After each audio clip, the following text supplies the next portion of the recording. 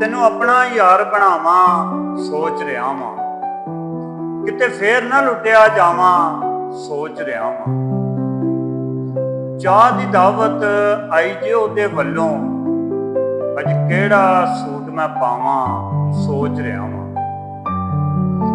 ਕਾਲਾ ਸੂਟ ਤੇ ਕਾਲੀ ਜੁੱਤੀ ਤੇ ਕਾਲਾ ਹੀ ਚਸ਼ਮਾ ਲਾਵਾਂ ਸੋਚ ਰਿਹਾ ਵਾਂ।